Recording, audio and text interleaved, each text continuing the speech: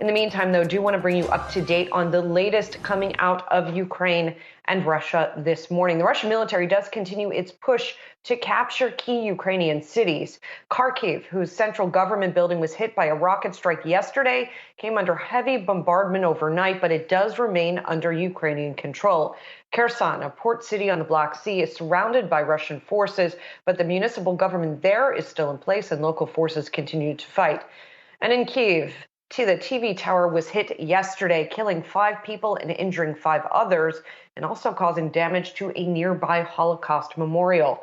Russia and Ukraine are set to hold another round of talks today. And this was a big topic of conversation in President Joe Biden's State of the Union address last night. He had some tough words for Vladimir Putin of Russia. Putin is now isolated from the world more than he has ever been. Together, along with our allies, we are right now enforcing powerful economic sanctions. We're cutting off Russia's largest banks in the international financial system, preventing Russia's central bank from defending the Russian ruble, making Putin's $630 billion war fund worthless. We're choking Russia's access. To technology. For that purpose, we have mobilized American ground forces, air squadrons, ship deployments to protect NATO countries. And I'm taking robust action to make sure the pain of our sanctions is targeted at Russian economy. So the president talking tough on Russia there, making some other promises regarding inflation and other parts of the economy in his speech last night. Brian and I were watching all of this carefully. Also watching carefully, of course, was our Rick Newman, who covers business and politics for us. And Rick, I want to start with the commentary around Russia. And, you know, it was interesting because it does look like, first of all, there was sort of bipartisan support for what the president was saying on that front. But can he fulfill these promises of stopping Putin? Well, those clips you showed, he was basically just reiterating what the United States and many allies in Europe and elsewhere have already done. And then he added a little bit of a rhetorical flourish by saying, we are coming for your ill-begotten gains. And then with regard to Putin, he said he has no idea what is coming. So he kind of made this personal about Putin, and he was talking about going after personal assets, financial assets, other types of assets, perhaps properties, boats, things like that Putin and his oligarch buddies from Russia have around the world. And it's not clear how he's going to do that or what exactly he means by that. So, yes, there was unity on this whole question of support for Ukraine.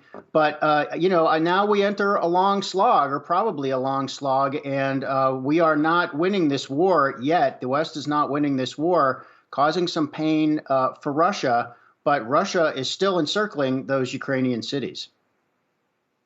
Rick, did the president do enough, based on what we heard last night, just to quiet or just cool down some of the concerns about people in this country with rising gas prices? Look, we started the day with Brent crude over $110 a barrel, in large part because of the situation between Russia and Ukraine. Food inflation continues. We're nearing interest rate hikes. There's a lot of concerns on the minds of voters right now. No, he did not do enough. I mean, just saying he understands that inflation is a problem, that's a baby step. I mean, that's the first thing. That's, essential, but it's not enough. And he said, basically, I have a plan to do something about inflation, but he did not articulate the plan. And frankly, some of the logic is spacious, past the Biden legislative plan, and that will somehow reduce inflation. Child care subsidies are going to reduce inflation.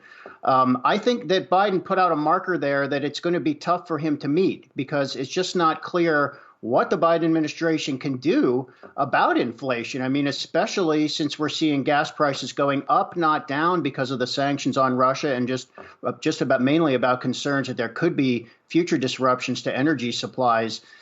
So he said he's going to do something about these two things. He's going to go after Putin, and he's going to do something about inflation. And I think Biden has made some pledges that are going to be difficult to keep in the next months or weeks. Another interesting sort of tone in the speech, if you will, Rick, is that the president, who had been sort of in his presidency thus far, leaning perhaps more towards the progressive wing of his party, he seemed to bring it back more center. And maybe related to that, there is sort of a rebranding that seems to be going on that I know you keyed in on of Build Back Better, which did he even say the words Build Back Better?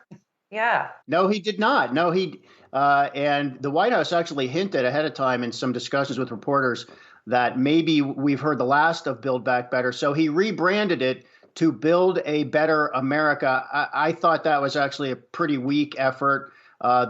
Most of this legislation now seems like it has no chance to pass.